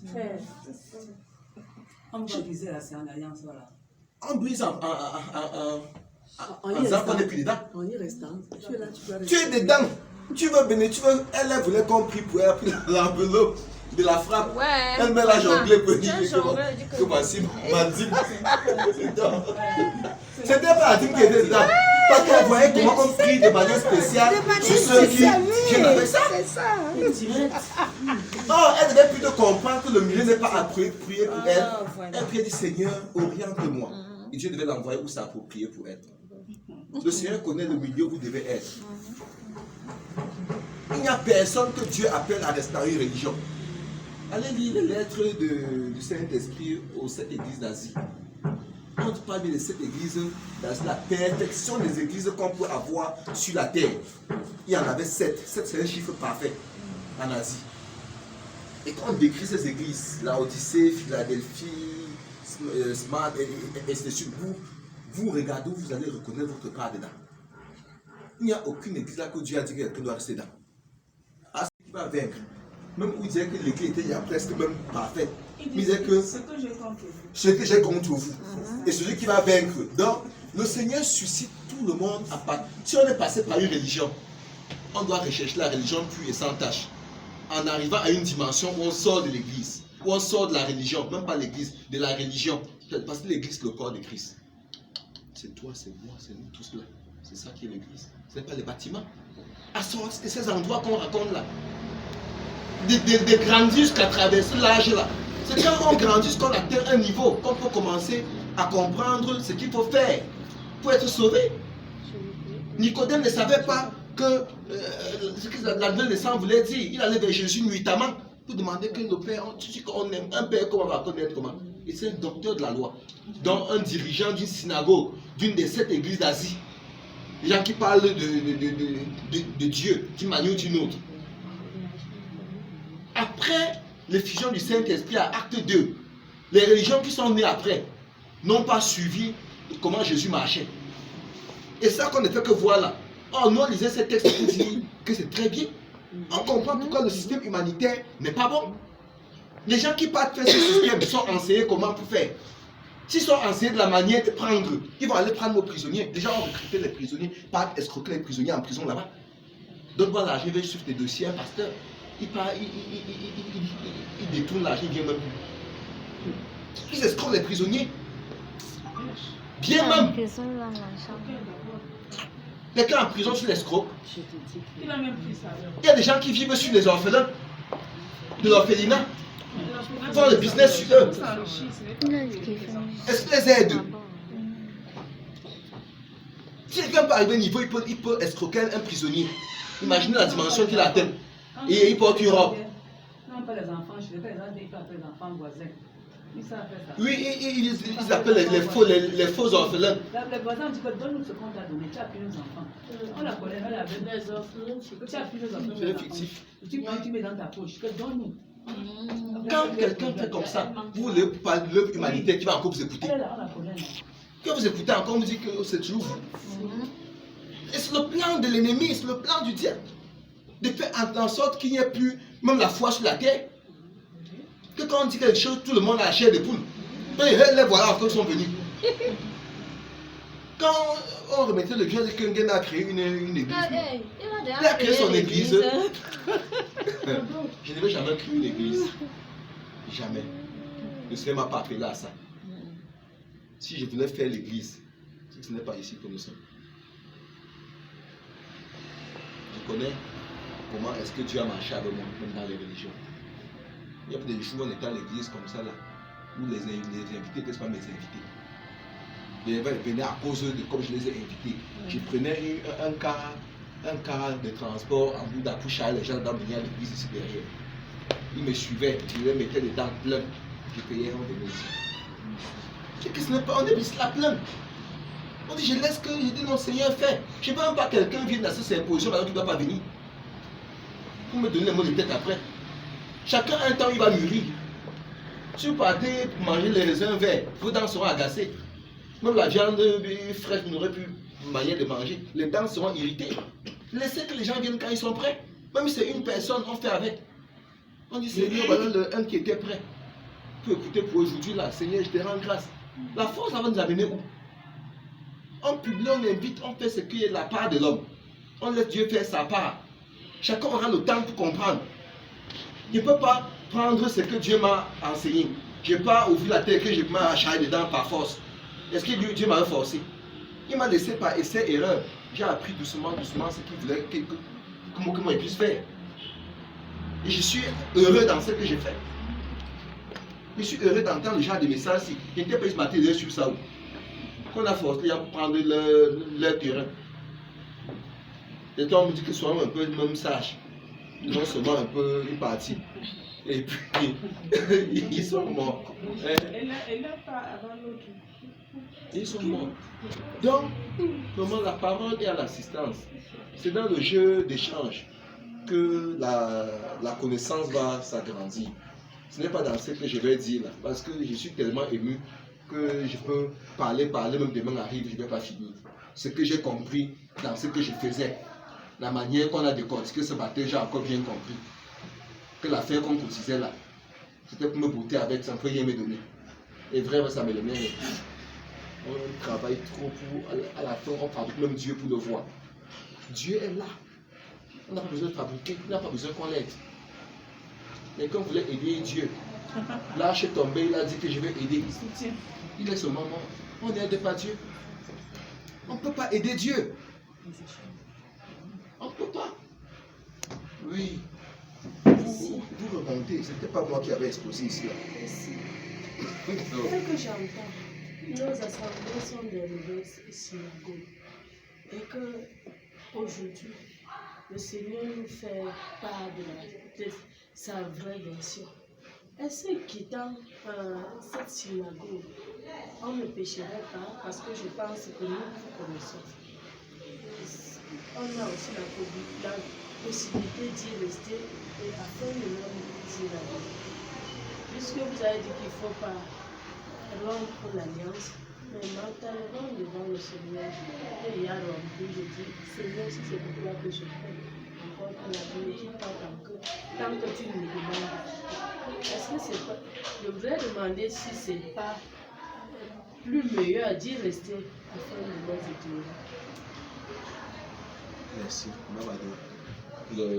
La question aussi, je vais prendre ça parce que ce n'est pas de votre exposé que cette question sort, c'est de ce que j'ai parlé. C'est de mes explications que la question aussi vient. Donc ce n'est pas de l'exposé. Maintenant, si je demande aux exposants de répondre à la question, on va même durer ici, on n'aura pas la réponse. Je vais éclaircir encore ça bien. Je n'ai jamais dit aux gens que les assemblées ne sont pas bonnes. Parce que je ne les connais même pas toutes. J'ai dit aux gens que les assemblées qui sont fondées là, c'est une des 7 églises d'Asie. Et dans tous ces endroits-là, il y a Dieu qui visite ses enfants.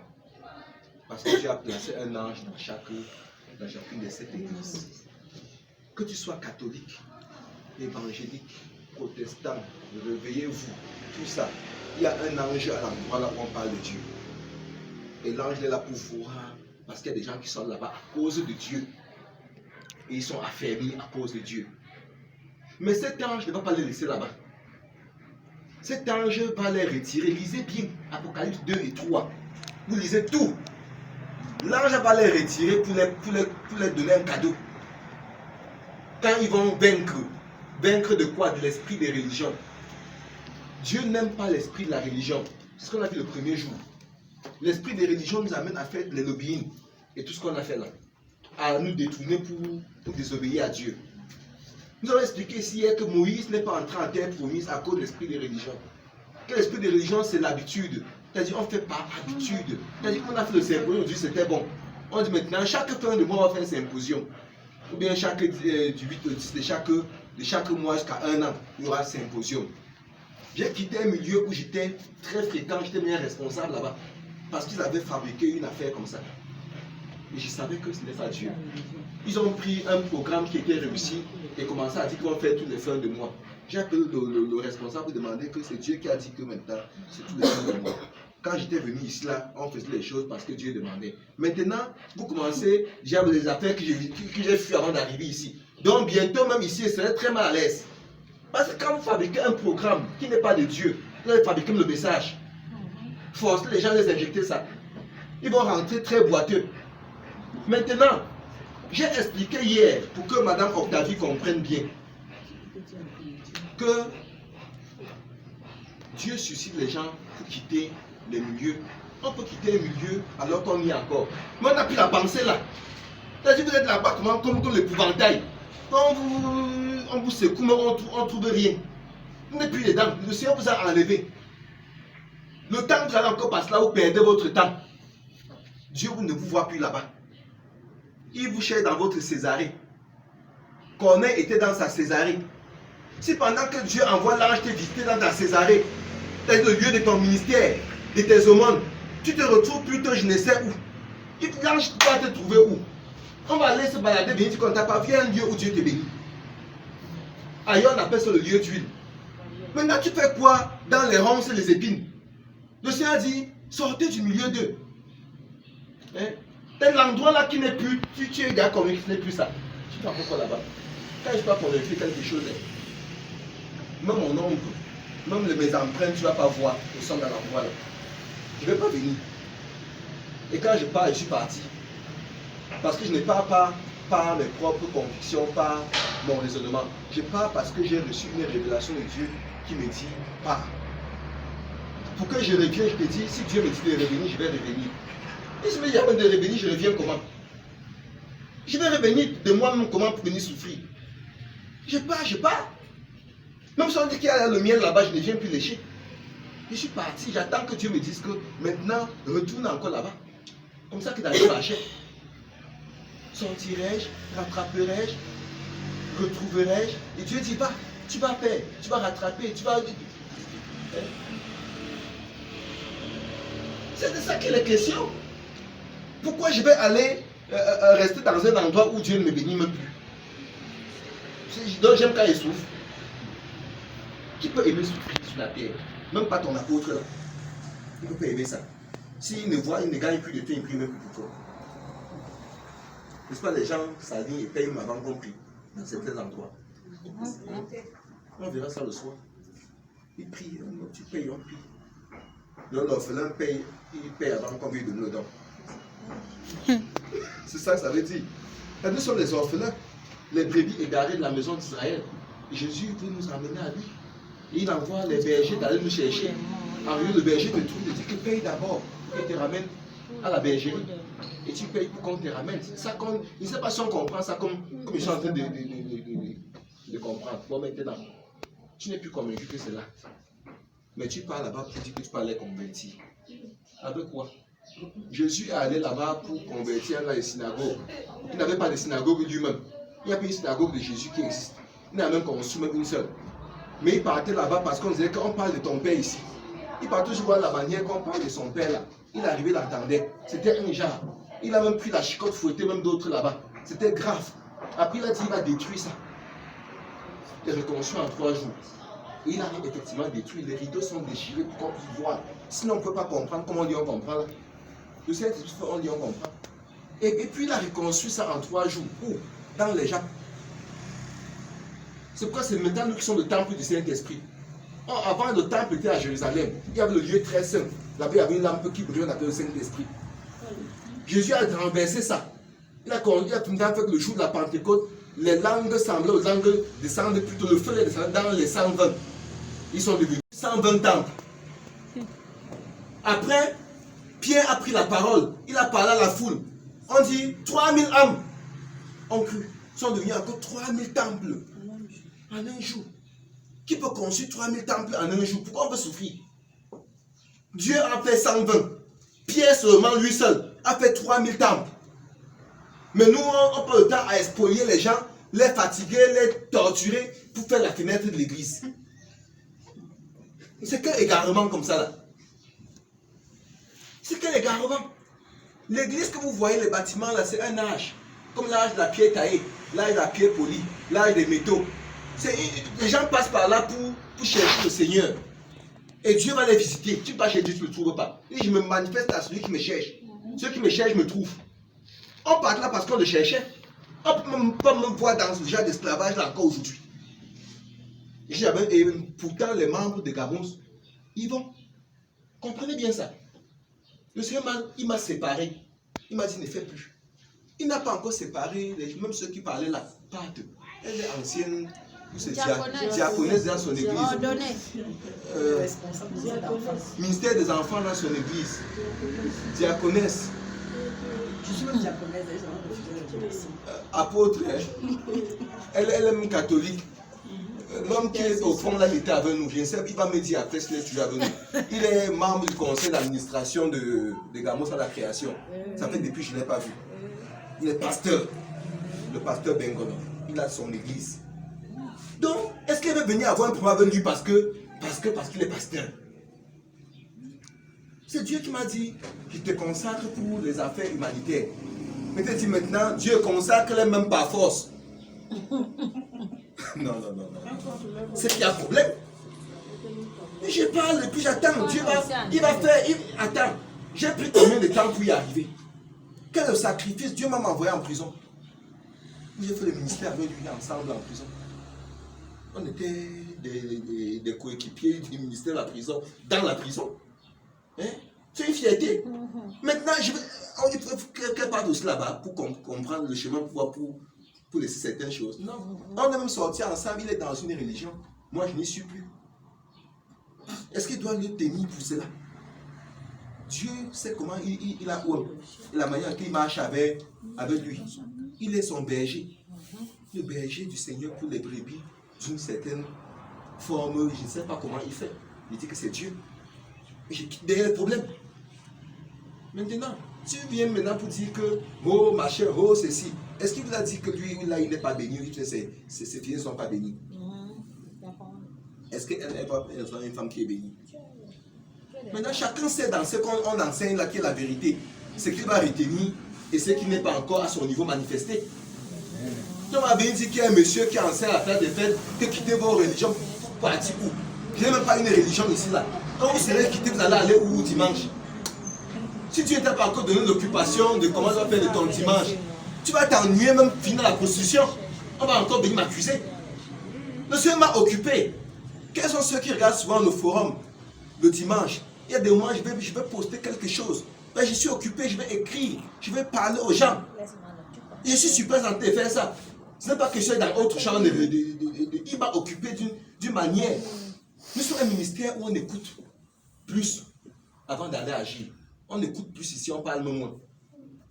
Des programmes comme ça, on n'en a même pas eu depuis qu'on a créé notre... Ça fait, nous sommes comme 2018, 2021. Bientôt, ça a 3 ans.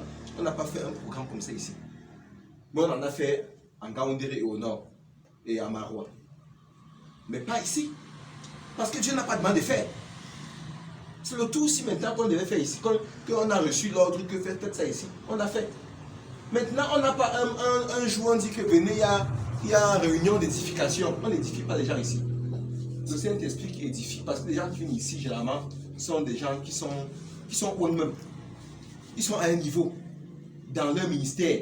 Ils ont des ministères. Ils viennent ici, on travaille ensemble. Ils ne viennent pas, je ne suis pas là pour les prêcher.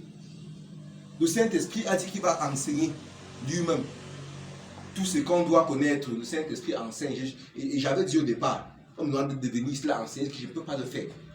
Le Saint-Esprit va enseigner chacun. La mère, si aujourd'hui elle a des questions, elle confirme les pasteurs. À l'époque, est-ce qu'elle a vu? Non, la Bible n'avait pas. Il n'y a pas un jour où elle s'est placée assise là pour qu'on lui donne un enseignement. Mais elle voit comment on fait, elle fouille, elle fouille. Maintenant, elle a le Saint-Esprit la visite. Et maintenant, elle peut aussi prendre la parole et parler. Même toi, bientôt, tu seras la même personne en Pokap. Fais seulement l'œuvre humanitaire comme tu as commencé là. Dieu va te visiter. J'avais dit au Seigneur, papa, télécharge la Bible dans mon cœur. Les références que prend la Bible, ce n'est pas parce que j'ai beaucoup lu. Parce que quand je la bouche, Dieu me dit la référence qu'il faut utiliser. J'ai dit télécharge ça dans mon cœur, une prière que j'ai fait télécharge dans mon cœur. Ça fait que la Bible est avec moi. Et on ne peut pas prendre ça pour... Si quelqu'un me dit une parole qui n'est pas biblique, je vais reconnaître que ce n'est pas la Bible. Même si je n'ai jamais lu. Je veux dire que pour toi, c'est la ligne, il n'y a pas ça dedans. Même si toi, c'est qu'il n'y a pas ça dedans. Je n'ai jamais lu. Je n'ai jamais lu toute la Bible, là, je suis sûr. Mais il connaît beaucoup de parties dedans, beaucoup. Mais il jamais... On m'avait dit ça comme un jeu, que non, je vais aller vers la parole par la révélation. Et non aller comme un journal. Ceux qui ont lu ça comme un livre d'histoire, ils racontent des histoires au quartier. Et les gens sont malades à cause d'eux. Allez vers la parole de Dieu par révélation. Ça vous enseigne. Parce que le Saint-Esprit qui doit enseigner. Et le Saint-Esprit vient avec la révélation.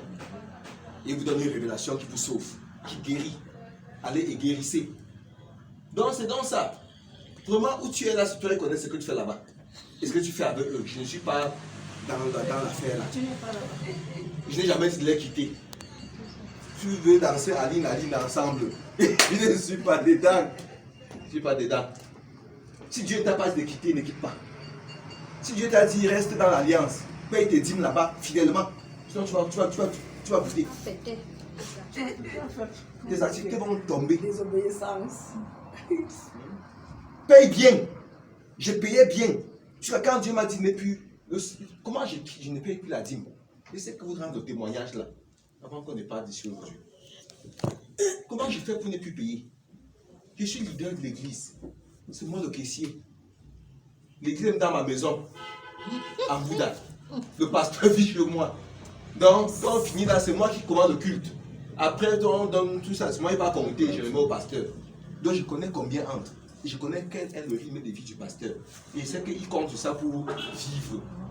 Et que s'il n'y a pas ça, vraiment, c'est un problème. Donc, moi, je suis si je parle, que les gens viennent tout qu'on donne. Quand il n'a pas donné longtemps, il parle du que on donne. Maintenant, un jour, je fais un rêve. Et je vois, je suis dans nous sommes ici là. Écoute mon témoignage ici. Sinon, à ton tour de témoignage, je vais dormir. Il va dire, c'est un bon sommeil. Je dors, je n'écoute pas devant la messe. Donc, on est dans une église. On a placé le panier des offrandes. C'était comme un puits vitré. Qui connaît le bali-bali? Il y a un genre de bali-bali là que il y a un tuyau là qui glisse comme ça, on lance les pièces. Ça pousse. Quand tu lances la pièce, tu vises bien, ça va pousser et puis ça donne, tu ramasses. C'est que la qualité là, c'est pas le baby foot. Ça a des plaques dedans qui tournent. On lançait les pièces 100 francs dans le bali-bali là. Et on voyait comment ça tombait et puis on positionne. Quand tu as bien positionné, ça peut te pousser une série de pièces. Je vois dans le jeu là, qui est placé à l'église comme ça, c'est ça qui est le panier des offrandes, le bali-bali. Et les gens s'alignent, ils viennent mettre l'argent. À mon tour, moi je ne donnais pas les pièces d'argent à Dieu. Je cherchais d'abord la qualité d'argent qu'il veut donner. Jusqu'à c'est un bon billet ou des bons billets, je viens, je donne. C'est mon pasteur. Il faut aussi, j'ai besoin de dire ce qui est faux. Le pasteur Benoît peut se lever et dire que l'homme là, il donnait les pièces. Il connaît. On était dans le même ministère, j'ai donné, c'était lui qui prenait. Il était chef, j'étais en bas. C'est nous on donnait, celui qui savait combien on donne. Il ne peut pas connaître combien on donne. Mais lui connaissait comment on donne. Donc il sait que je ne donnais pas les pièces. Même la dîme, j'ai donné la dîme jusqu'à il donner la dîme en prison. C'est faux. J'ai donné la dîme à l'église, la prison. Une grosse dîme. J'ai envoyé dans mon compte bancaire dehors, prélever la dîme. J'ai payé. Parce que je cherchais la face de Dieu. Que Dieu entre dans mon problème pour me délivrer des griffes de mes geôliers. Maintenant, je vois l'affaire là, c'est le bali-bali. Et j'ai le billet. Je dis, mais quand je vais mettre le billet maintenant dedans, ça va bloquer la machine. Parce que c'est un truc qui pousse seulement les... J'ai donc mis le billet. La machine est donc tombée en panne. Et puis, j'ai vu le pasteur Tchala Essomba, qui a un ministère à Yaoundé. Peut-être moi dans son église, moi il voyait. Aller et raconter bien, c'est venir et voir et aller et dire. Il est venu donc, je l'ai confronté jusqu'à il s'est mis à genoux devant moi. Et quand il s'est mis à genoux, je me suis tourné, je suis parti, sorti de ce milieu, je suis parti. Je me lève, la révélation me trouble. Ça me trouble, mais c'est quelle histoire que Dieu me dit comme ça? Je comprends quand même qu'il y a une affaire où je mets l'argent qui est le bali-bali. C'est-à-dire un jeu de qui perd gagne. C'est dans ça qu'ils sont de mettre l'argent. Après, il y a eu d'autres révélations qui venaient dans le même sens. Pour m'enseigner que l'affaire que tu fais là, c'est pas ça qu'il faut faire. J'ai compris à la fin que Dieu ne veut plus que je donne la dîme. J'ai appelé un aîné dans la foi, il raconte, il a dit que la dîme là ne donne plus. Où tu donnes là, ce n'est pas approprié. Mais il disait comme ça pour qu'il donne plus à lui. Est-ce qu'il y a un problème? J'ai donc commencé à ne plus donner la dîme où j'étais, dans l'église qui était chez moi. Je comprenais qu'il y a le bali-bali posé là-bas. Je prenais maintenant, j'envoyais à la personne. Et il prenait. Il me disait comment il est reparti ça quand ça vient. Les dîmes quand même charnues. Maintenant, il fallait faire comment pour que le pasteur ne souffre pas.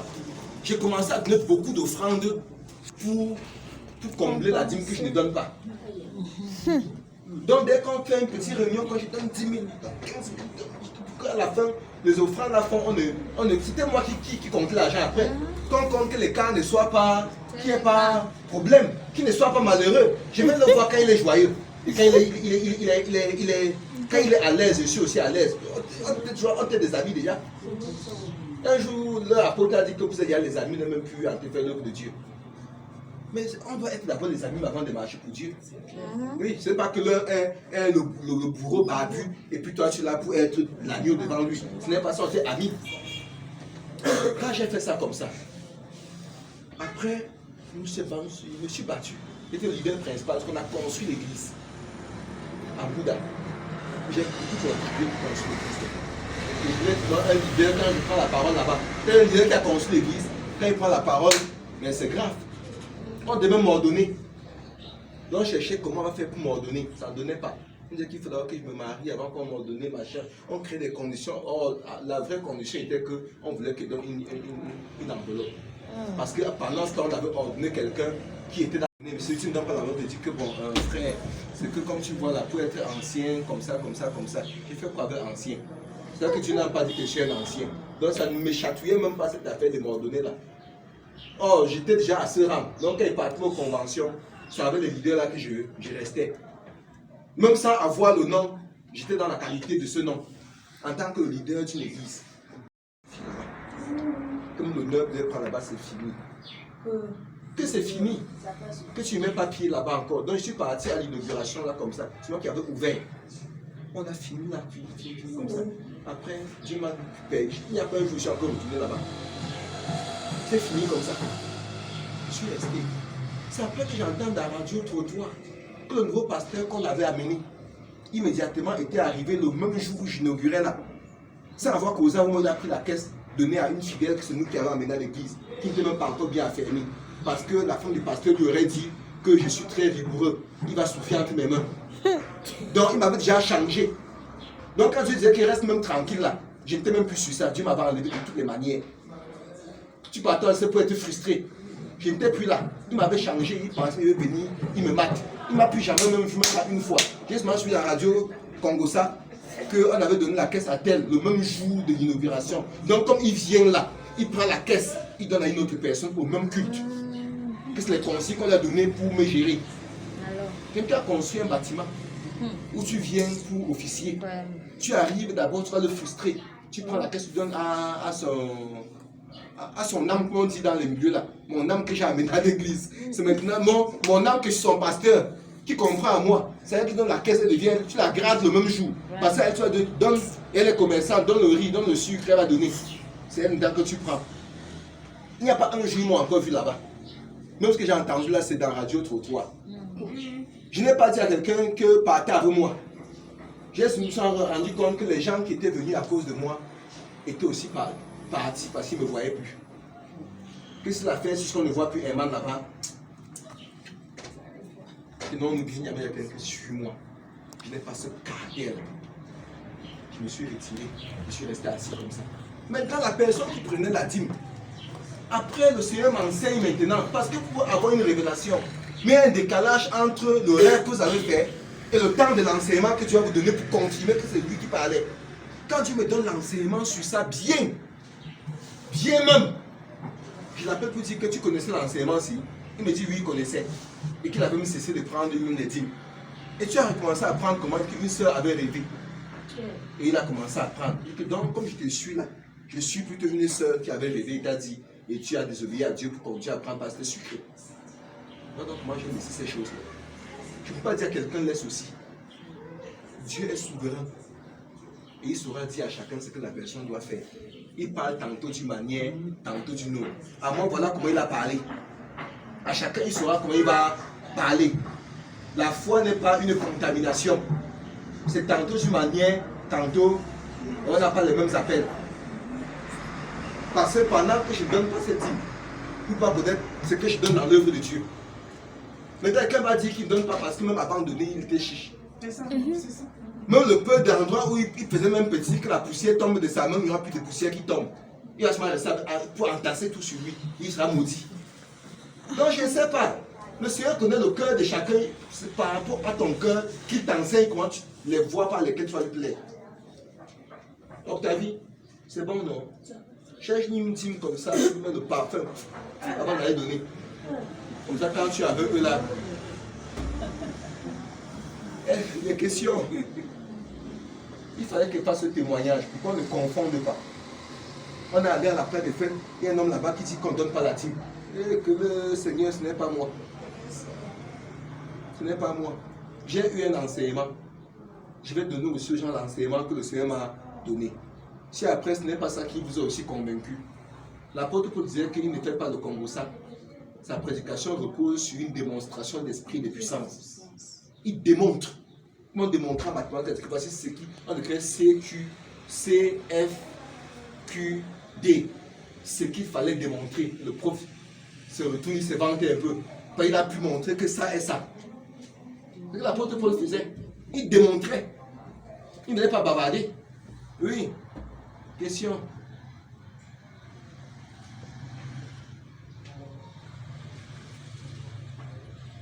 Il n'y a plus de questions.